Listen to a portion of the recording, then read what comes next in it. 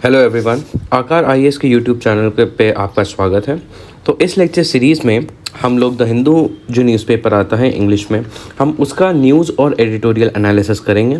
हम लोग देखेंगे कि उसमें हमारे क्या क्या इम्पोर्टेंट, जितने भी आर्टिकल्स आते हैं उन सब में क्या क्या इम्पोर्टेंट है पढ़ने के लिए, उन सब में क्या क्या एग्ज़ाम के पॉइंट ऑफ व्यू से रेलेवेंट है, एंड उसमें भी क्या क्या हमारे प्रीलिम्स और मेंस एग्ज़ाम से रेलेवेंट है। उसमें हम क्या क्या ऐसी चीज़ हैं जो हम इस exam in stages of exams के पॉइंट ऑफ व्यू से हम तैयार कर सकते हैं। और ये अगर आप यूपीएससी की तैयारी कर रहे हों, या फिर कोई स्टेट पीसीएस की तैयारी कर रहे हों, या फिर आप कोई भी ऐसा गवर्नमेंट के एग्ज़ाम की या फिर कॉम्पिटिटिव एग्ज़ाम की तैयारी कर रहे हो जहाँ पे जीके आता है, तो ये लेक्चर आपके लिए काफ़ी ज़्यादा यूज़फुल होगा। मेरा नाम है मृणाल कुमार। आज है 23 अक्टूबर, मंडे। तो चलिए देखते हैं कि आज कौन कौन से इंपॉर्टेंट आर्टिकल्स आए हैं द हिंदू में। तो सबसे पहले तो गाज़ा के बारे में न्यूज़ आ रही है, क्योंकि ये अभी एक टॉपिक इन डेवलपमेंट है। तो इसके बारे में ऑलमोस्ट रोज़ अभी आर्टिकल्स आएंगे कि कुछ ना कुछ नया हो रहा है। ठीक है, एक तो ये न्यूज़ आर्टिकल है। उसके बाद अभी और चल रहा है इंडिया और कनाडा का डिप्लोमेटिक इशू। उसके बारे में हम लोग देखेंगे। हम लोग इसके बारे में पहले भी डिस्कस कर चुके हैं पहले लेक्चर्स में, बट देखेंगे कि इस बार क्या नया हुआ है। उसके बाद जो साउथ इंडिया में रिवर है कावेरी, उससे रिलेटेड क्या क्या अभी रेनफॉल इश्यूज़ आ रहे हैं, एंड उसके बेसिन में क्या क्या इश्यूज़ आ रहे हैं, उसके बारे में एक न्यूज़ आर्टिकल आया है। एक कॉलम आया है इसरो का गगनयान के मिशन के बारे में। इसके बारे में हम डिटेल में पहले वाले लेक्चर्स में हम एक बार डिस्कस कर चुके हैं, एंड उसके बारे में भी एक आर्टिकल आया है, उसको देखेंगे।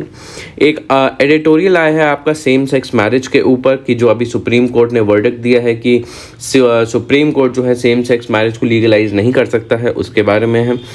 एंड उसके बाद हिमालय की इकोलॉजिकल हेल्थ के बारे में है एक आर्टिकल। ये दोनों एडिटोरियल हैं और इससे पहले वाले सारे न्यूज़ आर्टिकल्स हैं। तो चलिए हम लोग आगे देखते हैं कि क्या क्या इंपॉर्टेंट आर्टिकल्स आए हैं।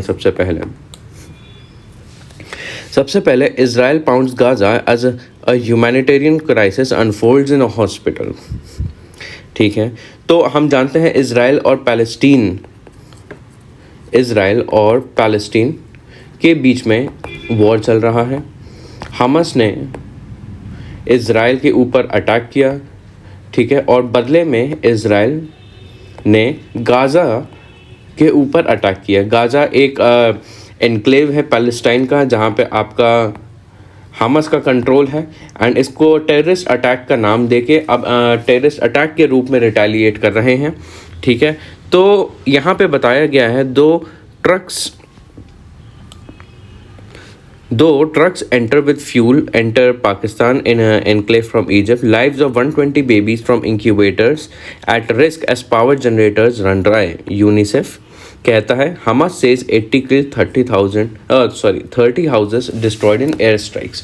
तो हम जानते हैं कि अभी इजराइल अपना जो अटैक है वो जारी करे हैं। ठीक है, एयर स्ट्राइक्स कर रहा है, अपने फाइटर जेट्स को भेज के वहाँ पे मिसाइल्स गिरवा रहा है। ठीक है, तो इसकी वजह से काफ़ी ज़्यादा डिस्ट्रक्शन हुआ है पैलेस्टाइन में, काफ़ी ज़्यादा सिविलियंस की डेथ हुई है पैलेस्टाइन में, और इसकी वजह से एक ह्यूमैनिटेरियन क्राइसिस वहाँ पे शुरू हो गया है।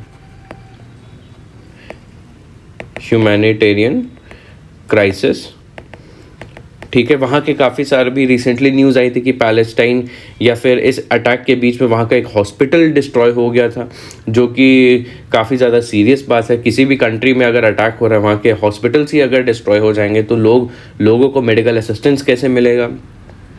तो इन सब के चलते बाकी कंट्रीज़ ने बोला कि वहाँ के लोग जो हैं इस वॉर की वजह से सफ़र कर रहे हैं, तो हम उन्हें ह्यूमैनिटेरियन एड भेजना चाहते हैं। ठीक है, और भेज कहाँ से रहे हैं? इजिप्ट से होके भेज रहे हैं, क्योंकि इजिप्ट जो है इज़राइल के साउथ वेस्ट में पड़ता है, तो इसलिए। तो Israel's retaliatory bombing campaign has killed more than 4,600 Palestinians, mainly civilians. तो जो भी अटैक चल रहा है इजराइल का हम गाज़ा स्ट्रिप के ऊपर, इसमें कहीं ना कहीं सिविलियंस सफ़र कर रहे हैं, और अभी तक 4,600 सिविलियंस की मौत हो चुकी है। ठीक है, और इसमें 4,600 में 1,750 बच्चे शामिल हैं। तो ये बहुत ही ग्रेव बहुत ही सीरियस चीज़ हो रही है। एंड कहीं ना कहीं इसके बारे में काफ़ी ज़्यादा जियोपॉलिटिकल चीज़ें भी चल रही हैं कि इसका रेजोल्यूशन कैसे किया जाए, इस क्राइसिस को कैसे कम किया जाए, एक दूसरे के ऊपर ब्लेम्स चल रहे हैं। तो ये अभी टॉपिक इन डेवलपमेंट है, हर रोज़ कुछ ना कुछ नया चल रहा है एंड वो चीज़ न्यूज़ में आ रही है। तो इसके बारे में अभी कुछ कंक्लूसिवली नहीं कहा जा सकता। उसके बाद है Canada's actions are in violation of Vienna convention says Jaishankar. ठीक है, तो वियना कन्वेंशन क्या है इसके बारे में हम वैसे बता चुके हैं, इसके बारे में डिस्कस कर चुके हैं। बेसिकली ये एक टाइप का अग्रीमेंट है कंट्रीज़ के बीच में जो कहती हैं कि हाँ, हम जो एक दूसरी कंट्रीज़ के जो डिप्लोमेट्स हमारी कंट्री में रहते हैं, हम उनको कैसे ट्रीट करेंगे, उनको क्या उनके लिए क्या रूल्स होने चाहिए, क्या रेगुलेशंस होने चाहिए कि दो कंट्रीज़ के बीच में डिप्लोमेट जो हैं अच्छे से कम्युनिकेट कर पाएँ और अच्छे से गवर्न कर पाएँ। तो ये चीज़ बताता है वियना कन्वेंशन। तो अभी रिसेंटली जो हुआ है, कनाडा ने इंडिया को एक्यूज़ किया था, ठीक है, और इसके बाद क्या कहते हैं, जो डिप्लोमेट्स हैं, डिप्लोमेट्स को वापस भेज दिया था। इंडिया ने भी जो कनाडा के डिप्लोमेट्स थे इंडिया में अलग अलग जगहों पे, मुंबई हो गए, चंडीगढ़ हो गए, वहाँ से विड्रॉ कर लिया था एंड उन्हें नोटिस भेज दिया था कि वो वापस जाए। एंड तो फिर इस पे कनाडा ने प्रोटेस्ट किया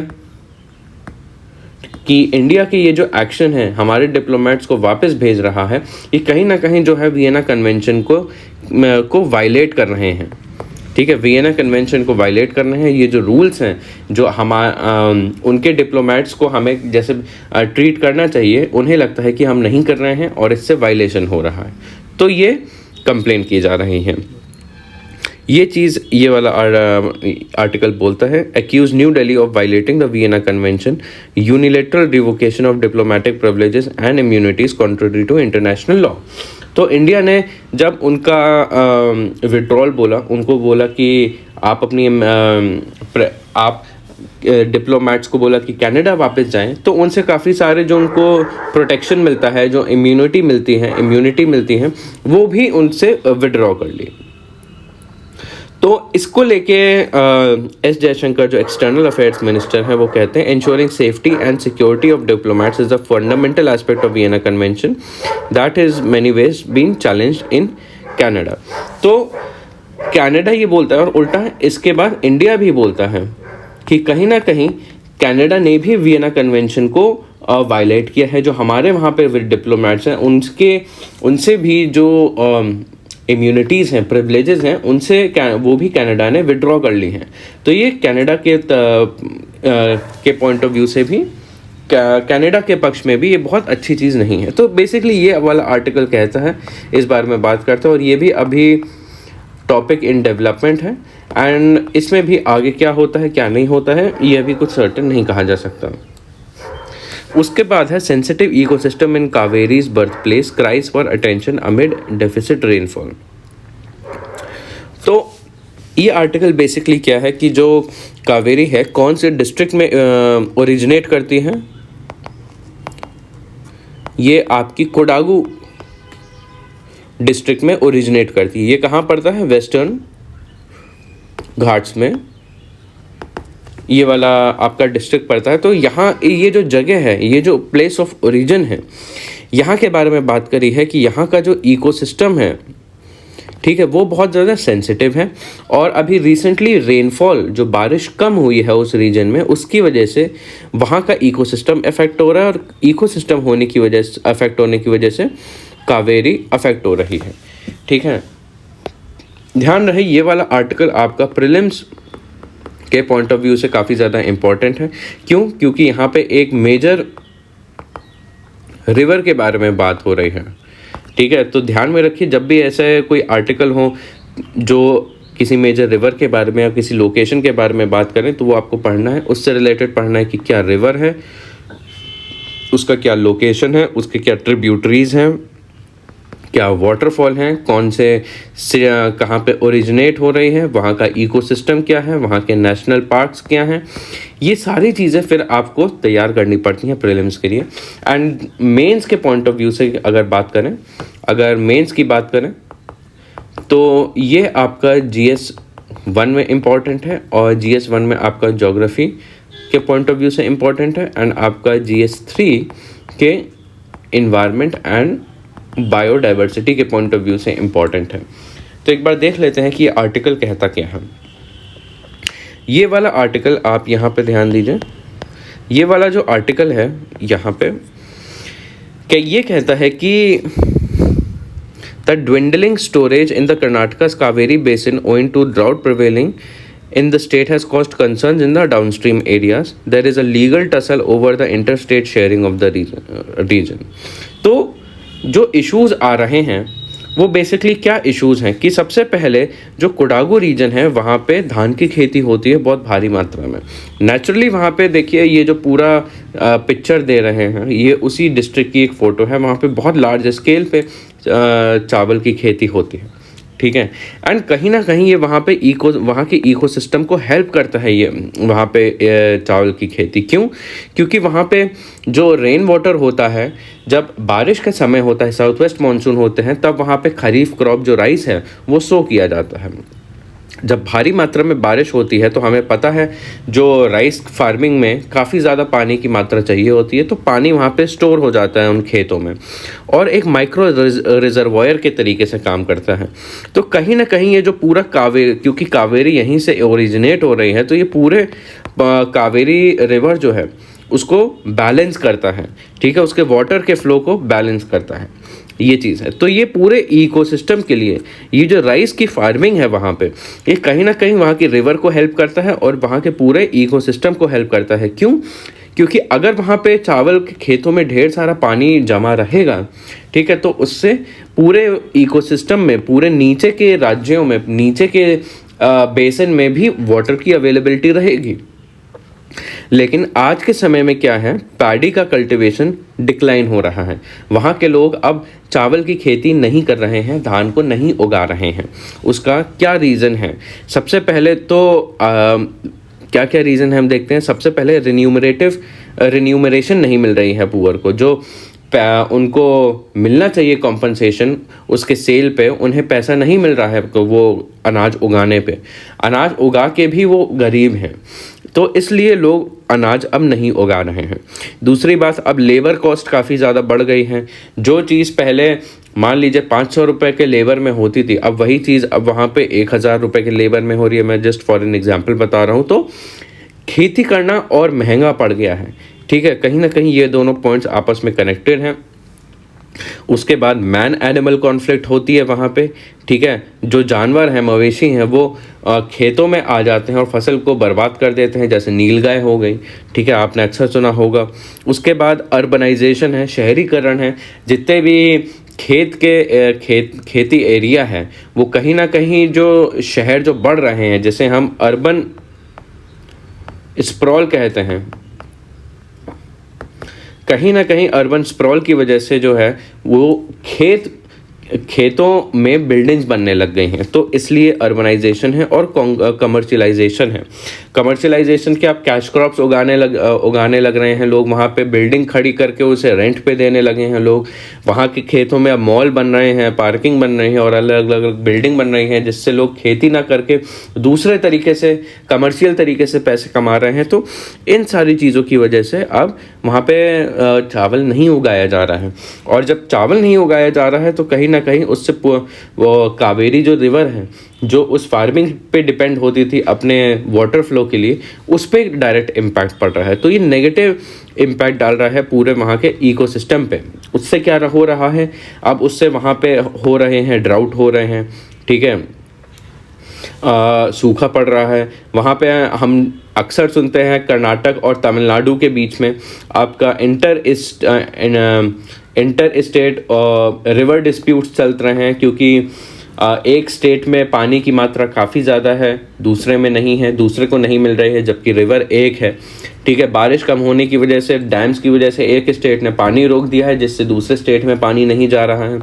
तो ये हैं, और वाटर डेफिसिट पड़ रहा है, ठीक है। फार्मिंग के जो नीचे के राज्य हैं, जो तमिलनाडु है, वहाँ पे इरिगेशन के लिए पानी पर्याप्त मात्रा में नहीं है, ड्रिंकिंग के लिए नहीं है, ठीक है। इससे रेन वाटर और ग्राउंड वाटर रिचार्ज नहीं हो रहा है, तो वाटर डेफिसिट है वहाँ पे। तो कहीं ना कहीं इन सब चीज़ों के बारे में यहाँ पे बात करी है। और ये भी यहाँ पे बताया है कि जो पैडी कल्टीवेशन है वो लगभग 50% घट गई है, 50% कम हो गई है वहाँ की पैडी कल्टीवेशन, ठीक है। राइस कल्टीवेशन को पैडी कल्टीवेशन में कहते हैं। तो देखिए, ये आर्टिकल आया था, रेड में जो भी हाईलाइटेड है ये आपके बेसिक आर्गूमेंट्स हैं, ठीक है। जो ब्लू कलर में है, ध्यान में रखिए, ये जो ब्लू में मार्क कर रखा है मैंने, कोडागू हो गया, वेस्टर्न घाट हो गया, कृष्णराज सागर रिजर्वायर हो गया, ब्लू वाली जितनी भी चीज़ें हैं वो आपकी मैपिंग के लिए बहुत ज़्यादा इंपॉर्टेंट है। प्रीलिम्स में सीधे सीधे इससे रिलेटेड क्वेश्चंस आते हैं, आपको लोकेशन दे देते हैं, आपको मैच द फॉलोइंग करने को बोलते हैं, इस तरीके से क्वेश्चन आते हैं, ठीक है। तो जो इकोसिस्टम है उसमें दिक्कत, उससे इम्पैक्ट, नेगेटिव इम्पैक्ट क्या आ रहे हैं। सबसे पहले तो इरिगेशन के लिए पानी कम हो रहा है, ड्रिंकिंग वाटर के लिए पानी नहीं मिल रहा है, ठीक है। उसके बाद साउथ वेस्ट मानसून के टाइम पे 42% रेनफॉल का जो है डेफिसिट हो गया था, ठीक है। एंड इसके बारे में हम बात कर चुके हैं कि वहाँ के जो रेन फेड सिस्टम है, जो पैडी कल्टीवेशन होता है वो रेनफॉल पे डिपेंड होता है। तो अब रेनफॉल भी कम हो रही है, तो उससे पैडी कल्टीवेशन और भी ज़्यादा कम हो रहा है, ठीक है। तो ये बताया है कि यहाँ पे इम्पोर्टेंस क्या है पैडी कल्टीवेशन की। Paddy fields acts as small ponds as we impound the rainwater in them for 3-4 months. These paddy fields will feed a stream and rivulets which in turn will strengthen the tributaries of Kaveri. तो यही बोला है कि जो paddy के field होते हैं ये पानी को रोक के रखते हैं 3-4 महीने, एंड धीरे धीरे जो छोटी छोटी स्ट्रीम्स होती हैं कावेरी रिवर की, उनमें पानी सप्लाई करती रहती हैं, और जो कावेरी रिवर है उसको स्ट्रॉन्ग बनाए रहती हैं। ये बात करी है, ठीक है। तो उसके बाद बोला है, according to him farmers are shunning paddy field because it is not remunerative, labour cost हो गया, मैन एनिमल कॉन्फ्लिक्ट। और ये जो हमने बात करी थी इस वाले पॉइंट की कि मैन एनिमल कॉन्फ्लिक्ट होती है, ये कहाँ पे बात करी है, ये नागरहोल नेशनल पार्क जो कर्नाटक में पड़ता है उस एरिया में है। अभी हम ये भी देखेंगे कि नागरहोल नेशनल पार्क कहाँ पड़ता है मैप में। उसके बाद बात करी है, another major reason is the rapid commercialization which is making farmers to either sell of.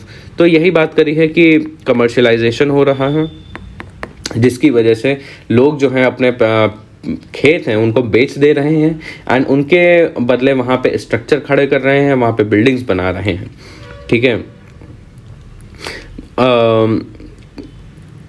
The government revive rain paddy cultivation provide, ठीक है। तो यहाँ पे बात करिए तो इसमें सल्यूशन क्या हो सकता है। तो यहाँ पे सरकार को कुछ करना चाहिए कि सरकार को इंसेंटिव देने चाहिए कि जो पैडी कल्टिवेशन है उसको रिवाइव किया जा सके, उसको फिर से चालू किया जा सके जैसे पहले हुआ करता था। और इसमें सिर्फ सरकार ही नहीं, NGOs हो गए, कॉरपोरेट हो गए और प्राइवेट इंडिविजुअल्स हो गए, उनको मिल के काम करना पड़ेगा, ठीक है। तो इन सब चीज़ों के बारे में यहाँ पे बात करी है। ये वाला आर्टिकल आपका इस पॉइंट ऑफ व्यू से काफ़ी ज़्यादा इम्पॉर्टेंट है। तो अब देखते हैं, क्योंकि हम जानते हैं कि एग्ज़ाम में मैपिंग से रिलेटेड काफ़ी ज़्यादा क्वेश्चन आते हैं, और जो रिवर है अगर आप ध्यान देंगे तो प्रीवियस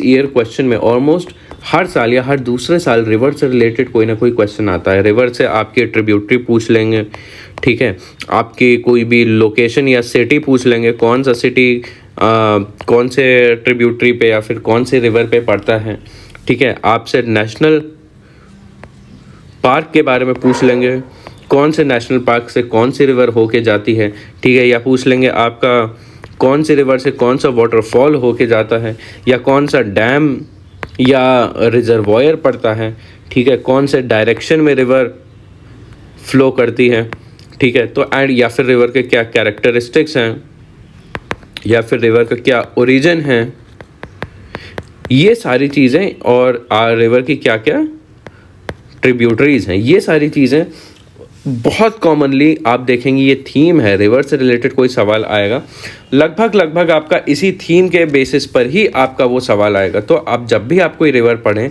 आपको रिवर से रिलेटेड ये सारी चीज़ें आपको तैयार तो करनी ही पड़ेंगी एट एनी कॉस्ट। तो चलिए हम, क्योंकि कावेरी रिवर के बारे में बात कर रहे थे, तो उसके बारे में कुछ इंपॉर्टेंट चीज़ें देख लेते हैं। ठीक है, तो सबसे पहले हम बात कर रहे थे किसके बारे में, कोडागू डिस्ट्रिक्ट के बारे में। कोडागू डिस्ट्रिक्ट के बारे में बात कर रहे थे। ठीक है,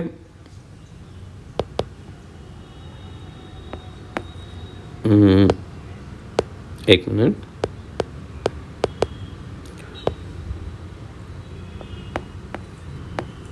ठीक है, सबसे पहले हम पहले हम देख लेते हैं कावेरी रिवर कहाँ से कहाँ तक जाती है। ठीक है, ये है कावेरी रिवर, ध्यान से देखिए, ये इधर ये जाती है कहाँ पे, बे ऑफ बंगाल में एंटर करती है। ठीक है, ये हो गया। जो पिक्चर मैं आपको दिखा रहा हूँ ये आपके बेसिन की पिक्चर है, बेसिन की पिक्चर है। इसमें जो रेड बाउंड्री है, ये वाली जो बाउंड्री है, ये ऐसे करके जो पूरी जा रही है, ये आपकी कर्नाटक की बाउंड्री है। ठीक है, और उसके नीचे ये वाला जो पार्ट है, पूरा ये वाला जो पार्ट है, ये आपका तमिलनाडु में आता है। तो सबसे पहले देखते हैं कि क्या क्या पाथ होता है रिवर का। तो ये देखिए, रिवर का पाथ मैं एक बार आपको दिखा दूं। जैसे ये हो गया बे ऑफ बंगाल, तो रिवर जो है ऐसे करके इसका मेन रिवर का पाथ होता है। इसमें ये आपका मेन रिवर का पाथ हो गया। ये हो गई आपकी मेन कावेरी रिवर। ठीक है, अब इससे जुड़ी हुई कुछ कुछ ट्रिब्यूटरीज आती हैं। ठीक है, कुछ कुछ रिवर्स आपको जो बिल्कुल ध्यान में रखनी है वो है, सबसे पहली जो रिवर आती है वो होती है हरंगी होती है, जो ऐसे जुड़ती है। उसके बाद हेमवती रिवर आती है। ठीक है, वो ऐसे आके जुड़ती है। उसके बाद शिमशा एक इम्पॉर्टेंट ट्रिब्यूटरी होती है, शिमशा जो है ऐसे आती है। एंड इसके बाद अर्कावती, ये आपकी अर्कावती रिवर हो गए।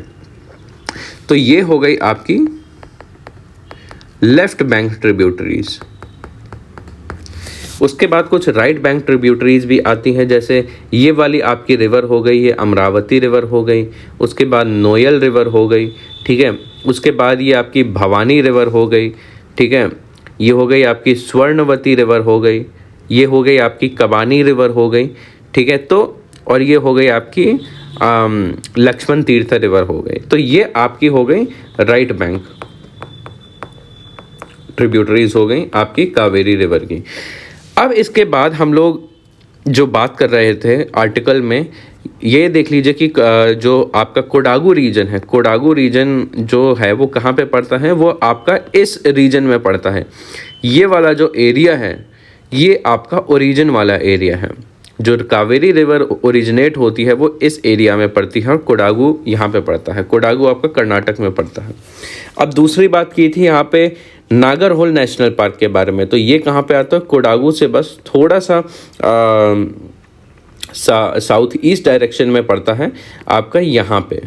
ठीक है, यहाँ पे आपकी कौन सी रिवर जाती है, एक बार मैं फिर से दिखा देता हूँ।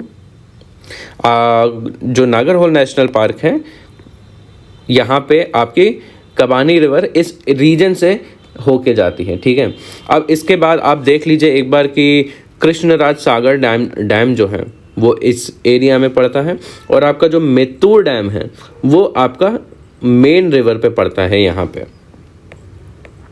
ये तो इस तरीके से, और जो कोयम्बटूर है वो आपका नोयल रिवर के पास में पड़ता है। ठीक है, इस तरीके से आप कोई भी रिवर पढ़ें तो पढ़ें, क्योंकि एक टाइप से कॉम्प्रिहेंसिव तरीके से पढ़ें, क्योंकि जब आप ऐसे करते हैं तो एक टाइप से आपके मन में चीज़ें इंटरकनेक्ट होना शुरू होती हैं कि मेत्तूर डैम है कर्नाटक में इस रीजन में पड़ता है, नागरहोल से इतना दूर है। ठीक है, ये इस वाली रिवर पे पड़ता है, इस वाली जगह पे पड़ता है, इसके ऊपर ये वाली ट्रिब्यूटरीज हैं, इसके नीचे ये वाली ट्रिब्यूटरीज हैं। तो इस तरीके से आपको तैयार करना है कि आपके सवाल इस तरीके से हो जाए। तो ये हो गया आपका एक आर्टिकल। उसके बाद आपका एक और आर्टिकल आता है मिशन गगनयान का।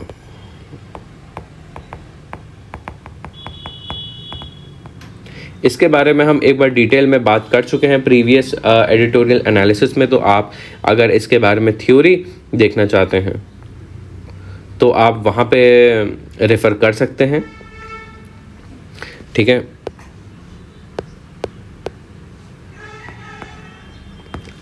एंड सेकेंडली इसका रेलेवेंस क्या है? इसका रेलेवेंस आपका बोथ सबसे पहले तो प्रीलिम्स में है, क्योंकि प्रीलिम्स में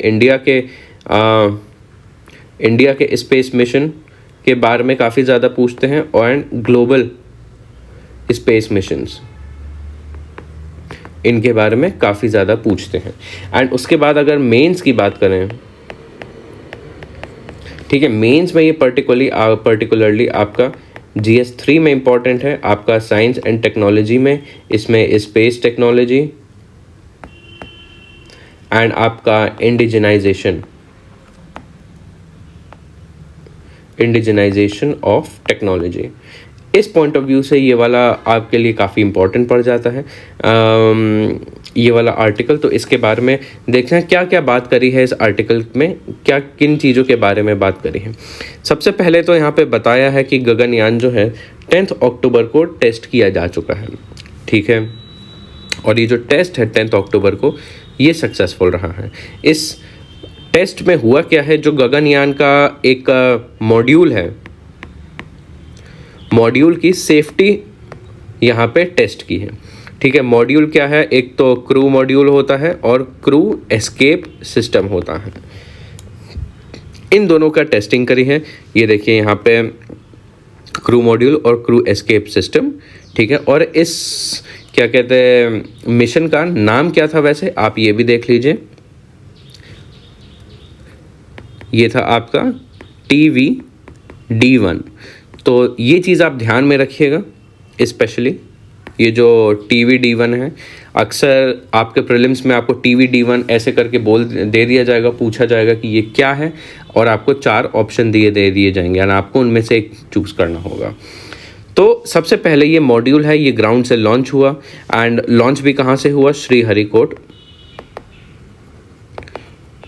से लॉन्च हुआ है, ठीक है। वहाँ पे सबसे पहले असेंट करा 12 किलोमीटर तक, और 12 किलोमीटर के बाद डिटैच हो गए। जो 2 मॉड्यूल हैं, क्रू मॉड्यूल और क्रू एस्केप सिस्टम, ये डिटैच हो गए, एक ये हो गया और एक ये हो गया 17 किलोमीटर पे। उसके बाद डिटैच होने के बाद डिसेंट होने लगे और पैराशूट्स डिप्लॉय हुए और ये बे ऑफ बंगाल में लैंड हुआ। तो बस इतना था ये टेस्ट।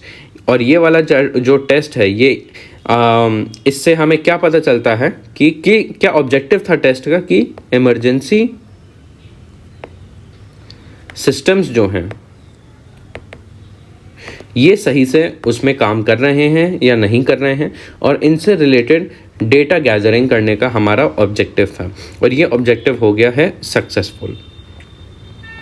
तो उसके बाद ये आपके इस आर्टिकल में बताया है, इन्फॉर्मेशन दी है 10 अक्टूबर को लॉन्च हुआ है। उसके बाद सेकंड पॉइंट में इस आर्टिकल में बात करी है इस पूरे प्रोसीजर के बारे में, इसका क्या ऑब्जेक्टिव था, ठीक है। तीसरे आपके पॉइंट में बताया है कि मिशन के क्या क्या डिटेल्स हैं, कब लॉन्च हुआ, कितने बजे लॉन्च हुआ, क्या क्या प्रॉब्लम्स आई लॉन्च में। एंड उसके बाद आपको बताया है कि ये जो मिशन है कहाँ कहाँ काम आ सकता है, इसके एप्लीकेशन क्या हैं। तो ये वाला पार्ट आप ध्यान से देख लीजिएगा, एप्लीकेशंस,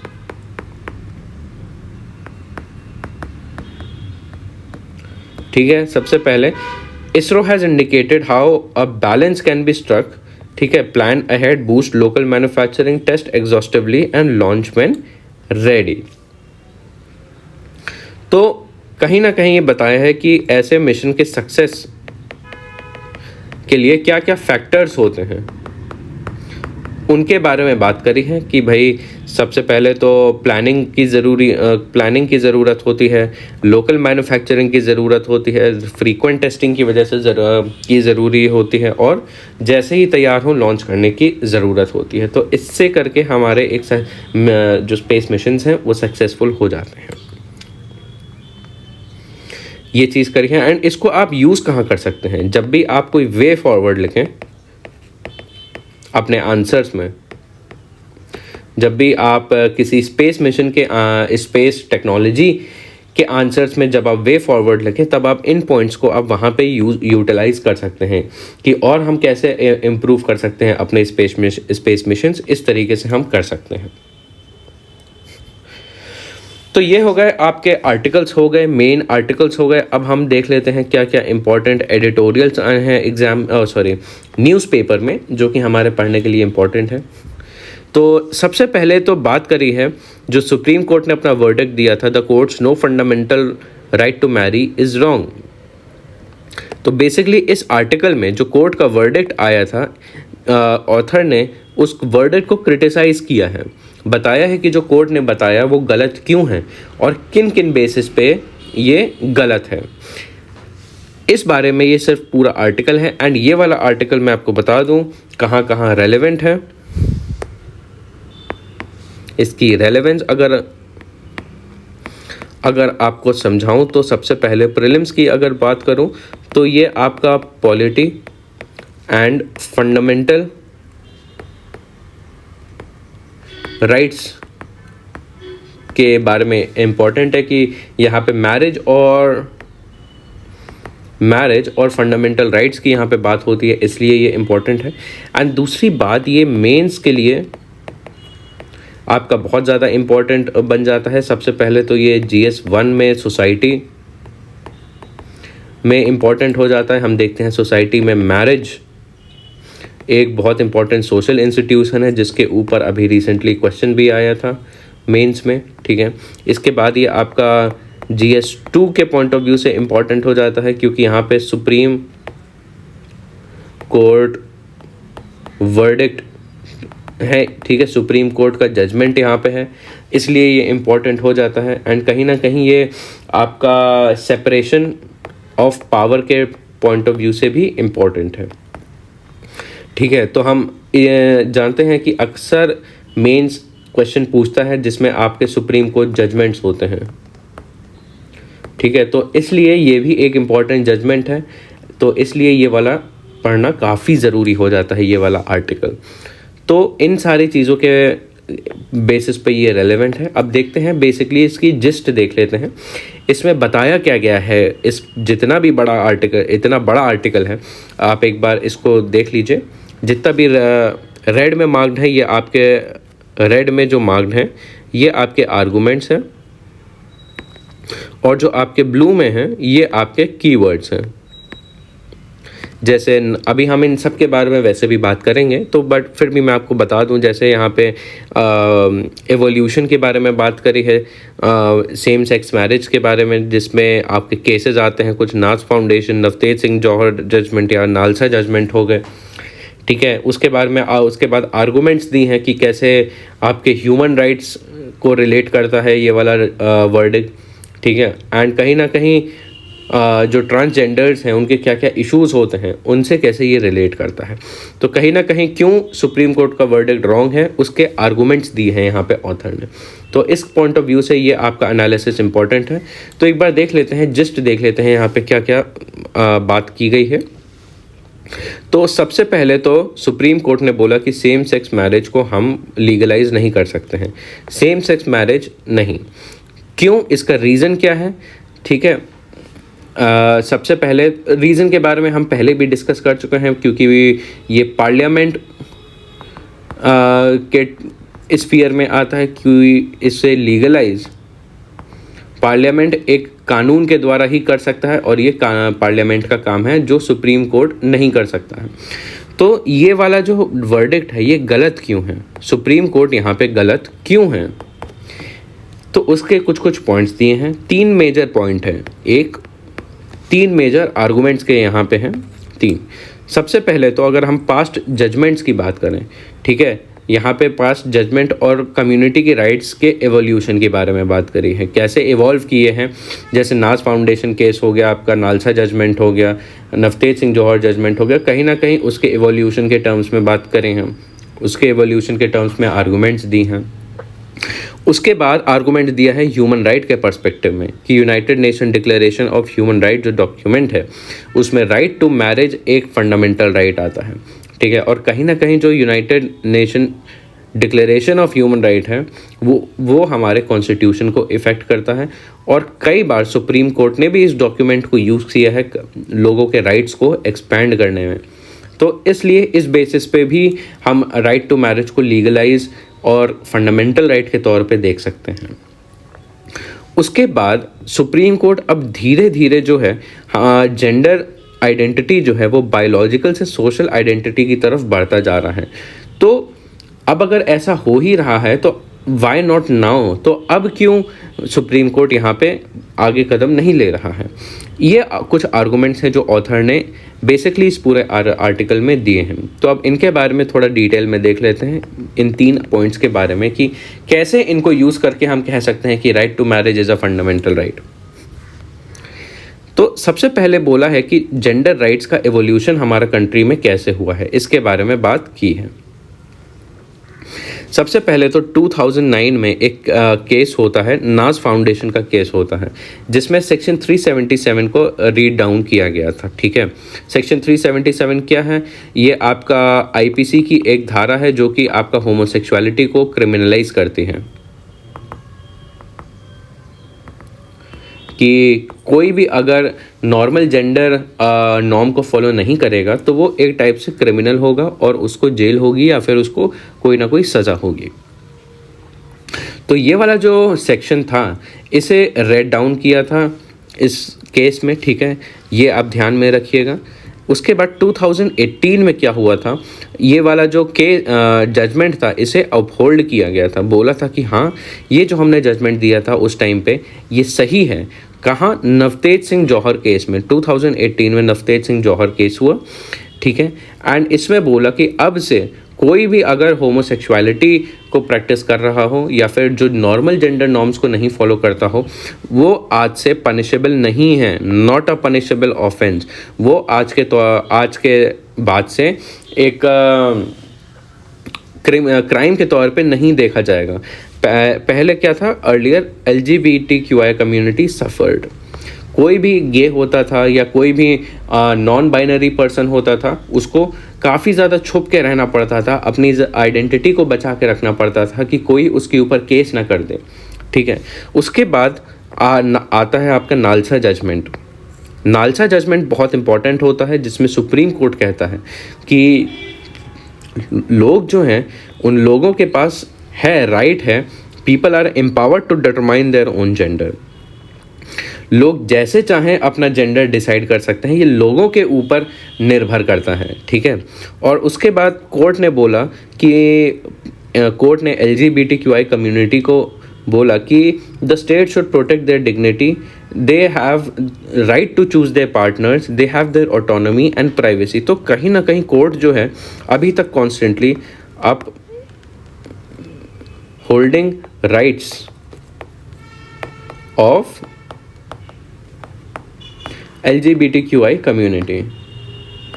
तो जितनी भी चीज़ें हुई हैं अभी तक, नाज फाउंडेशन का केस हुआ है, नवतेज सिंह जौहर केस हुआ है, नालसा जजमेंट हुआ है, कोर्ट ने बोला है कि जो LGBTQI कम्युनिटी है उनके पास सारे अधिकार हैं, सारे राइट्स हैं कि वो अपने पार्टनर्स को चूज़ कर सकें। ठीक है, उसके बाद अपनी जो डिग्निटी है, अपनी सेल्फ रिस्पेक्ट है, उसको बचा सकें, अपनी प्राइवेसी को प्रोटेक्ट कर सकें, अपना जेंडर खुद डिसाइड कर सकें।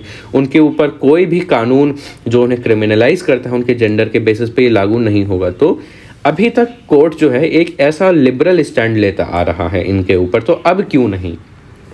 देन वाई नॉट नाउ, जब हम उनके राइट्स को और बढ़ाने की बात कर रहे हैं कि उनको और मैरिज के भी राइट्स देने चाहिए, तो अब क्यों नहीं?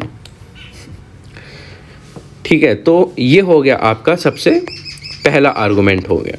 उसके बाद ऑथर बोलता है कि कोर्ट जो है, जो ह्यूमन राइट्स होते हैं, ह्यूमन राइट्स के जो नॉर्म्स होते हैं, उन्हें मना करके इन्हें वायलेट कर रहा है, इनका उल्लंघन कर रहा है। ठीक है, तो क्या क्या आर्गुमेंट्स दिए कि इंडिया जो है United nation declaration of human right है, इसका सिग्नेटरी है। इंडिया ने खुद इस वाले डॉक्यूमेंट पे साइन किया है और बोला है कि हाँ, हमारा देश जो है इस डॉक्यूमेंट में जो भी प्रिंसिपल्स हैं उनको लागू करेगा एंड उनको फॉलो करेगा। ठीक है, एंड ये जो डॉक्यूमेंट है इसका कहीं ना कहीं बहुत भारी इन्फ्लुएंस हमारे कॉन्स्टिट्यूशन में है, एंड कई सारे देशों के कॉन्स्टिट्यूशन में है, सिर्फ इंडिया के नहीं, ठीक है। क्योंकि ह्यूमन राइट जो है एक बेसिक प्रिंसिपल होता है, उसके बाद काफ़ी सारे लॉज होते हैं, फंडामेंटल राइट्स होते हैं जो कि United nation declaration of human rights से इंटरप्रेट होते हैं। कि जैसे आर्टिकल 21 हो गया, ठीक है, जैसे आर्टिकल 21 हो गया, ये बहुत ज़्यादा बड़ा स्कोप है इसका। क्यों इतना वाइड स्कोप है? क्योंकि कहीं ना कहीं हम इसको United nation declaration of human rights से जोड़ के देखते हैं। आप अगर देखें तो इसके अंदर कुछ 20-25 राइट्स इन्वॉल्व हैं सिर्फ एक आर्टिकल के ऊपर, जो कि इंड्यूस्ड है एक टाइप से, ठीक है, जिनको इंटरप्रेट किया गया है United nation declaration of human right के टर्म्स में। तो इसलिए कॉन्स्टिट्यूशन के आर्टिकल्स भी इससे इंटरप्रेट होते हैं। तो इसीलिए इसी हिसाब से अगर देखें तो जो राइट टू मैरिज है और right to create a family है, ये भी एक फंडामेंटल राइट, ह्यूमन राइट के टर्म्स में ही आप इसे देख सकते हैं, ठीक है। ये हो गया दूसरा पॉइंट। अब दूसरे पॉइंट के साथ ही बोला है कि भाई अगर मैरिज दे दी, राइट टू मैरिज अगर होगा LGBTQI कम्युनिटी के पास, तो उनका बेनिफिट क्या होगा? क्यों ही वो लोग ये वाला अधिकार मांग रहे हैं? अगर मांग रहे हैं तो इससे क्या फ़ायदा होगा उन्हें? तो उन्हें काफ़ी सारे इससे बेनिफिट्स होंगे। कि सबसे पहले जो सरकारी स्कीमें होती हैं, ठीक है, एक टाइप से इससे उनको बेनिफिट मिल पाएगा। अभी जो है नहीं मिल पा रहा है, क्योंकि कहीं ना कहीं उनकी जो जेंडर आइडेंटिटी है वो बीच में आ जाती है। जो इनहेरिटेंस वाले लॉज हैं, सक्सेशन वाले लॉज हैं, एडॉप्शन वाले लॉज हैं, ये इन पे लागू होने लगेंगे। अभी फ़िलहाल नहीं होते हैं, जिनकी वजह से वो प्रॉपर्टी को इनहेरिट नहीं कर पाते हैं, जिनकी वजह से वो बच्चों को अडॉप्ट नहीं कर पाते हैं, ठीक है। एंड कहीं ना कहीं अगर सरकार इन्हें अनुमति दे देगी कि हाँ आप मैरिज कर सकते हैं आप में, तो कहीं ना कहीं इनकी सोसाइटी में जो रेप्यूटेशन जो है वो इम्प्रूव हो जाती है। मैरिज जो है वो एक सोशल इंस्टीट्यूशन है, एंड अगर आप किसी एक कम्युनिटी को मैरिज जैसे सोशल इंस्टीट्यूशन से एक्सक्लूड कर रहे हैं, तो पूरी की पूरी सोसाइटी उन्हें एक सही नज़र से नहीं देखती है, ठीक है, उन्हें स्टिग्मेटाइज करती है, ठीक है। तो अगर उन्हें राइट टू मैरिज दे दिया जाएगा तो कहीं सोसाइटी में उनके प्रति एक्सेप्टेंस और भी ज़्यादा बढ़ जाएगा, उनके प्रति रिस्पेक्ट और डिग्निटी का भाव है वो और ज़्यादा बढ़ जाएगा। तो एक टाइप से ये हो गया आपका सोशल इम्पैक्ट हो जाएगा इसका, ठीक है। अब यहाँ पे तीसरी बात की है कि जो जजमेंट है, जो ओवरऑल जजमेंट है, उसका लॉजिक क्यों ख़राब है? लॉजिक ही ख़राब है इस पूरे जजमेंट का। क्यों? क्योंकि देखिए अभी प्रेजेंट टाइम्स में क्या है कि क्या चीज़, एक इम्पॉर्टेंट चीज़ लीगल है कि भाई अगर एक ट्रांस मैन और सिस वुमेन शादी करना चाहें, या फिर ट्रांस वुमेन और सिस मैन अगर शादी करना चाहें, उसको हम लीगलाइज करते हैं, लीगलाइज मैरिज। इनकी मैरिज जो है लीगलाइज होती है, लेकिन जो सेम सेक्स कपल्स होते हैं उनकी मैरिज लीगलाइज नहीं होती है। तो यहाँ पे कहीं ना कहीं आयरनी आती है, ठीक है, ये इलॉजिकल है, ठीक है। जो डिफ्रेंशिएशन करती है गवर्नमेंट इस पॉइंट ऑफ व्यू से, वो एक बहुत पुअर डिफ्रेंशिएशन है between biological and social identity, ठीक है। एंड इसकी वजह से क्या होता है? इसकी वजह से उनके प्रति भेदभाव और ज़्यादा बढ़ता है। तो ये वाली चीज़ें आर्टिकल पूरा आपका कहता है, जो हमने बात करें इन तीनों आर्गूमेंट्स के बेसिस पे बात करें, ठीक है। बायोलॉजिकल और सोशल आइडेंटिटीज़ के बेसिस पे बात करी हमने, ह्यूमन राइट्स के बेसिस पे बात करी हमने, and past evolution of rights of community के बारे में हमने बात करी। तो यही है पूरा का पूरा आपका आर्टिकल जो ये बताना चाह रहा है, ठीक है। बेसिकली क्रिटिसिज्म है ये, ध्यान में रखिएगा। तो चलते हैं अगले आर्टिकल के ऊपर। तो अगला आर्टिकल आपका क्या बताता है कि जो हम जानते हैं कि हिमालय जो है बहुत इम्पॉर्टेंट जोग्राफिकल फीचर है हमारी कंट्री का, ठीक है, लेकिन वहाँ का जो इकोसिस्टम है वो काफ़ी ज़्यादा फ्रेजाइल है, काफ़ी ज़्यादा नाजुक है। एंड अभी जैसे क्लाइमेट चेंज हो गया, पॉल्यूशन हो गया, अर्बनाइजेशन हो गया, और भी कई तरीके के डिफॉरेस्टेशन हो गया, फैक्टर्स होते हैं जो वहाँ के इकोसिस्टम को वहाँ के इकोलॉजिकल हेल्थ को, इकोसिस्टम को बहुत नेगेटिवली इम्पैक्ट कर रहे हैं। तो बेसिकली ये आर्टिकल कहता है कि हम कैसे उस वहाँ की इकोलॉजी को, हिमालयाज़ की इकोलॉजिकल हेल्थ को हम कैसे बचा सकते हैं। अगर आप सोच रहे हो कि जैसे हिमालयाज़ हैं, हिमालयाज़ तो सिर्फ बर्फ़ वाली पहाड़ियाँ होती हैं, ठीक है, तो वो उस मामले में आप गलत होंगे। हिमालय जो है बहुत ज़्यादा डाइवर्स है,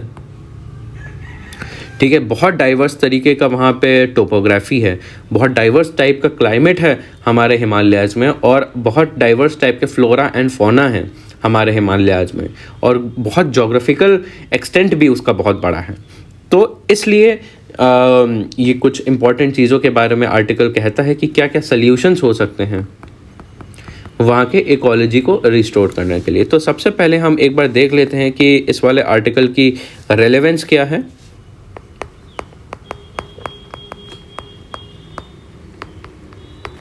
तो अगर रेलेवेंस की बात करें तो सबसे पहले अगर प्रीलिम्स हो गया, तो अगर हम हिमालयाज़ की बात करते हैं तो हिमालयाज़ आपका फिज़िकल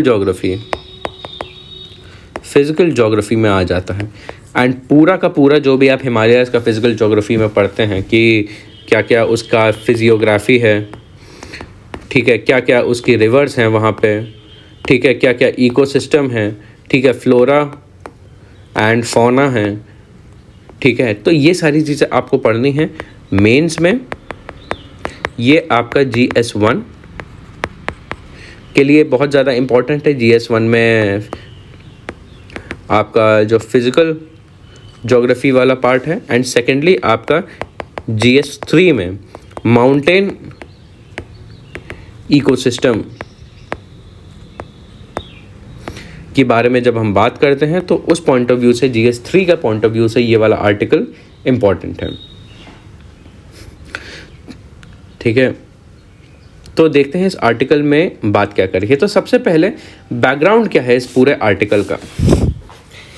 बैकग्राउंड क्या है कि जैसे हम जानते हैं अभी सिक्किम में जो है बाढ़ आई है। क्यों बाढ़ आई है? कि वहाँ के डैम फेल हो गए और वहाँ पे ग्लेशियर लेक आउटबर्स्ट फ्लड आया है। इसके बारे में भी हम पास्ट लेक्चर में हम एक बार डिस्कशन कर चुके हैं डिटेल में, ठीक है। उसके बाद हिमाचल प्रदेश जो है वहाँ पे काफ़ी सारे भूस्खलन हो गए, लैंडस्लाइड्स हो गई, वहाँ पे भी फ्लड्स आए हैं। एंड अभी हम जानते हैं जैसे जोशीमठ में लैंड सब्सिडेंस हुआ है।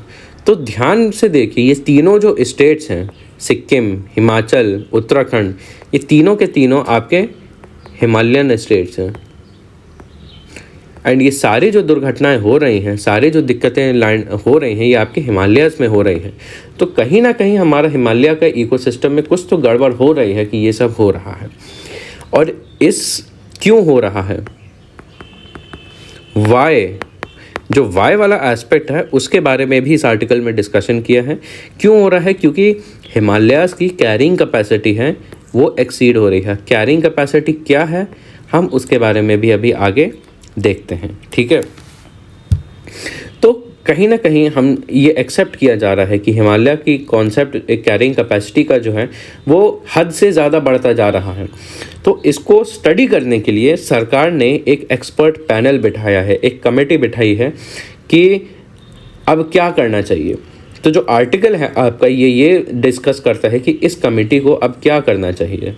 ये पूरा आर्टिकल है आपकी इस कमेटी के ऊपर आर्टिकल है, एंड ये आपका उस कमेटी का पूरा बैकग्राउंड है, ये है। तो सबसे पहले हम देख लेते हैं कि जो कीवर्ड है एक, ये कैरिंग कैपेसिटी, ये होता क्या है असल में।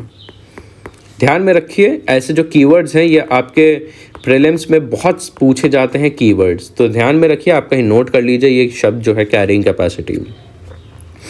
तो देखिए, कैरिंग कैपेसिटी को अगर मैं आपको समझाना चाहूँ तो आप ऐसे समझ सकते हैं कि जैसे आप अपने घर में रहते हैं, मान लीजिए ये आपका घर है, ठीक है, और इस घर में मान लीजिए सिर्फ 4 लोगों की ही जगह है, 4 लोगों की स्पेस है, ठीक है। 4 लोगों को सपोर्ट करने के लिए ही वाटर आता है, 4 लोगों को सपोर्ट करने के लिए ही वहाँ पे इलेक्ट्रिसिटी होती है, 4 लोगों को सपोर्ट ही आपका वहाँ पे 4 लोगों को सपोर्ट करने लायक ही वहाँ पे फूड है, क्लोथ्स हैं, और बाकी सारी चीज़ें जितने भी रिसोर्सेज हैं सिर्फ आपके घर में 4 लोगों को ही सपोर्ट करने के पॉइंट ऑफ व्यू से हैं।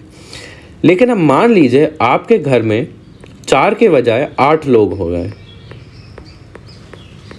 ठीक है, तो क्या होगा, जितने भी रिसोर्सेज हैं धीरे धीरे कम पड़ने लगेंगे।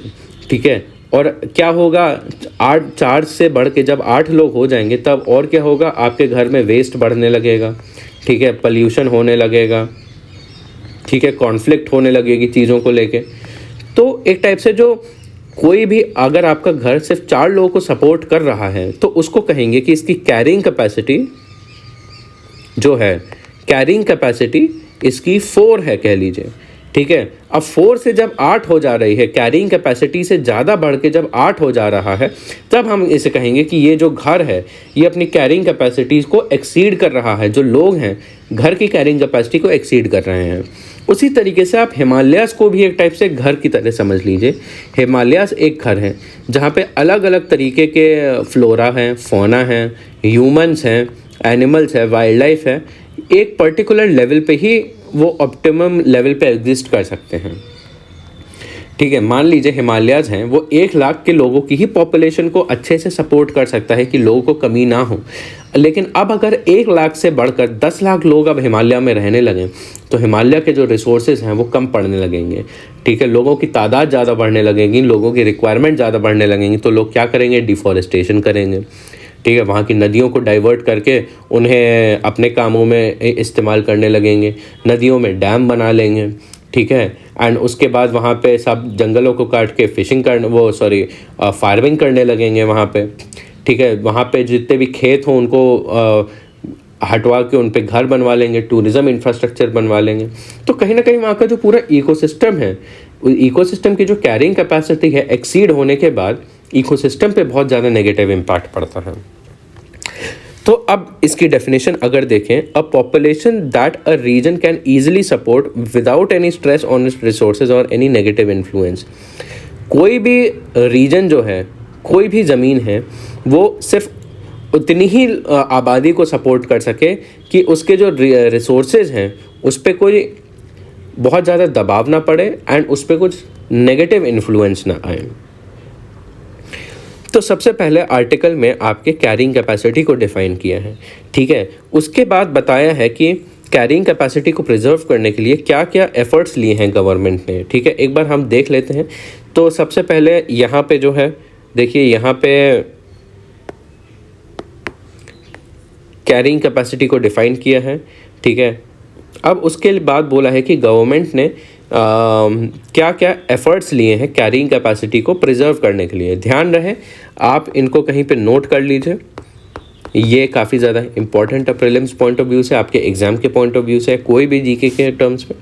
क्या क्या मिशंस हैं, क्या क्या हैं। सबसे पहले national mission for sustaining the Himalayan ecosystem, उसके बाद the Indian Himalayas climate adaptation programme, ये हो गया पहला वाला। ठीक है, उसके बाद आपका ये हो गया दूसरा। उसके बाद सिक्योर हिमालय प्रोजेक्ट हो गया, ये हो गया आपका तीसरा एफर्ट है। और उसके बाद रीसेंट गाइडलाइंस, कुछ नियम जारी करे हैं on carrying capacity in the Indian Himalayan region circulated on January 2020। ये हो गया आपका 4। हमारा जो फोकस है वो आपका इस वाले पर है, जो 4th है, इस वाले पर हमारा फोकस है कि कुछ गाइडलाइन दी हैं कि कैरिंग कैपेसिटी को मेंटेन किया जाए, और इसको स्टडी करने के लिए आपकी कमेटी बिठाई गई है। ठीक है, तो ये हम देख चुके हैं। तो पहले गाइडलाइंस क्या क्या दी जा चुकी हैं, गाइडलाइंस पास्ट में क्या क्या रही हैं कि 2020 में गाइडलाइन दी, बट अभी भी डिज़ास्टर्स होते हैं। तो क्यों होते हैं? तो सबसे पहले क्या क्या रीज़न है कि जो कैरिंग कैपेसिटी से जो गाइड के अंतर्गत जो गाइडलाइंस दी थी, उनके अंतर्गत कोई भी रिपोर्ट अभी सबमिट नहीं की गई है। ठीक है, जो खुद गाइडलाइंस हैं उनमें भी काफ़ी सारे फ्लॉज हैं, उनमें भी काफ़ी ज़्यादा दिक्कतें हैं, और कहीं ना कहीं जो आम लोगों की जिम्मेदारियां हैं वो अच्छे से डिफ़ाइन नहीं करी हैं। ये तीसरी चीज़ ये जो आर्टिकल है डिस्कस करता है। अब उसके बाद बात करी है कि क्या किया जा सकता है, what can be done, what can be the solution, क्या सल्यूशन हो सकता है। ठीक है, तो ये वाले जो पॉइंट्स हैं, 1 2 3 4 5 पॉइंट्स हैं, इनको आप GS3 में जब भी आप कह लीजिए माउंटेन इकोसिस्टम है या फिर कोई भी आपका सल्यूशंस हैं या फिर वे फॉरवर्ड की बात करें, उनमें आप इन सारे पॉइंट्स को यूज़ कर सकते हैं। ठीक है, तो हिमालयाज़ के इकोलॉजिकल हेल्थ को रिस्टोर करने के लिए क्या क्या किया जा सकता है, क्या क्या ऑथर कहता है। सबसे पहले sustainable development in the region, उस रीजन में सस्टेनेबल डेवलपमेंट की कोशिश करें कि जो हमारी इकोनॉमी है, हमारा जो इन्वायरमेंट है और हमारा सोशल एस्पेक्ट है, उनके बीच में एक बैलेंस बना रहे। इस तरीके से हमारा डेवलपमेंट होना चाहिए। ठीक है, और कहीं ना कहीं इसमें लोगों को बीच में रख के डेवलप किया जाना चाहिए। ठीक है, ऐसा नहीं होना चाहिए कि जो डेवलपमेंट है, डेवलप तो हो रहा है कि लेकिन उसमें लोगों को ही दिक्कतें आ रही हैं, ऐसा नहीं होना चाहिए। उसके बाद equal partnership of institution in decision making, कि अलग अलग जो कमेटी बैठाई है कैरिंग कैपेसिटी को मॉनिटर करने के लिए, कि जो हमने कमेटी एक्सपर्ट पैनल के बारे में हम बात कर रहे थे, कहीं ना कहीं उस एक्सपर्ट पैनल में बाकी जो इंस्टीट्यूशंस हैं उनकी इक्वल पार्टनरशिप दी जानी चाहिए। उस कमेटी में काफ़ी सारे इंस्टीट्यूशंस को इन्वॉल्व किया है, लेकिन सबसे ज़्यादा फोकस किस पे किया है, GB Pant institute of Indian Himalayas, लेकिन बाकियों पे भी फोकस करना चाहिए, क्योंकि हर अलग अलग इंस्टीट्यूशन है वो अपना अपना कोई ना कोई एक्सपर्टीज साथ में लाता है। उसके बाद holistic measuring of carrying capacity, not just small area, कि जो कैरिंग कैपेसिटी है उसको नापना चाहिए हमें, उसका स्तर देखें कि कौन सी प्लेस जो है कितनी कैरिंग कैपेसिटी है, कितनी ज़्यादा एक्सीड हो रही है, कितने लोग वहाँ पे कम किए जाने चाहिए, और ये एक लार्ज एरिया के लिए होनी चाहिए। अभी तक जो है हम छोटे छोटे स्तर पे ही कैरिंग कैपेसिटी को देखते थे। उसके बाद inclusion of resident population of panchayat and municipalities, कि जो हम हिमालयाज़ के जो पंचायती राज इंस्टीट्यूशन हैं, वहाँ के जो सिटीज़ के म्यूनिसिपैलिटीज़ हैं, उनके जो नागरिक हैं, हमें उनको भी इस पूरे डेवलपमेंट पॉलिसी में इन्वॉल्व करना चाहिए। ठीक है, और जो ग्राम सभा होती है, ग्राम सभा के लोगों को हमें ट्रेनिंग प्रोवाइड करनी चाहिए और उनकी कैपेसिटी बिल्डिंग करनी चाहिए। ये चीज़ें हैं। तो इन सब चीज़ों के बारे में इस आर्टिकल ने डिस्कशन किया है। बेसिकली 3 चीज़ों के बारे में डिस्कस किया है कि सबसे पहले क्या बैकग्राउंड है, ठीक है, दूसरी बात इस बारे में डिस्कस किया है कि क्या कैरिंग कैपेसिटी क्या होती है, ठीक है, तीसरी बात यहाँ पे डिस्कस किया है कि गवर्नमेंट ने क्या एफर्ट्स लिए हैं कैरिंग कैपेसिटी को, ठीक है, गवर्नमेंट के एफर्ट्स लेने के बाद भी क्यों इश्यूज़ परसिस्ट कर रहे हैं, एंड अगर इश्यूज़ हैं तो उनके क्या सल्यूशंस हो सकते हैं। तो ये हो गया पूरा आपका आर्टिकल का डिस्कशन। तो अब देख लेते हैं कि हमने जो भी क्वेश्चंस डिस्कस किए हैं उनसे रिलेटेड प्रीवियस ईयर क्वेश्चंस क्या क्या आए हैं। ठीक है, तो मैं चाहूँगा कि आप इस वीडियो को देखें, आप इस वीडियो को पॉज करें और आप इसको कमेंट बॉक्स में आप इसको आंसर करें। ध्यान में रखिए ये आपके प्रीवियस ईयर क्वेश्चन है जो आपके UPSC सिविल सर्विसेज एग्जामिनेशन के प्री में आए हैं। तो कोशिश करिए कि आप इनको अटेम्प्ट करें, आंसर दें कमेंट बॉक्स में। तो pause the video, comment in the answer box. ये हो गया आपका सबसे पहला क्वेश्चन। ये हो गया आपका सेकंड क्वेश्चन। अगेन हिमालयाज़ की यहाँ पे बात करी जा रही है, यहाँ पे इसको भी आप पॉज करिए एंड इसको आंसर करिए। ये आपका तीसरा क्वेश्चन है, which of the following effects of creation of black money in India has been the main cause of worry to government of India. ये आपका इकोनॉमी का क्वेश्चन है, इसको भी आप पॉज करिए और आंसर करिए। एंड आपका चौथा क्वेश्चन है, आपका एक मेंस का क्वेश्चन है, ठीक है। अभी आप इस क्वेश्चन को पढ़िए, ठीक है, आप इसको आंसर करिए। कहाँ पे? आप इसको कमेंट बॉक्स में आंसर करिए एंड अगर आप आंसर करते हैं तो उस आंसर का आपको एवेल्युएशन भी मिल जाएगा, ठीक है, तो ये क्वेश्चन है, how will the melting of the Himalayan glaciers have far reaching effect on the water resources of India.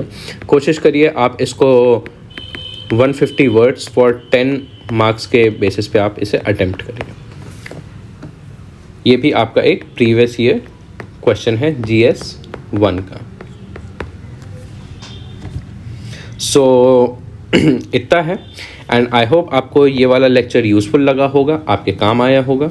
And अगर आपको कोई भी डाउट है, कोई भी इशू है या कोई भी क्वेश्चन है, आप कमेंट बॉक्स में डायरेक्टली पूछ सकते हैं, उसका आपको जवाब मिल जाएगा। So that was all for today, thank you.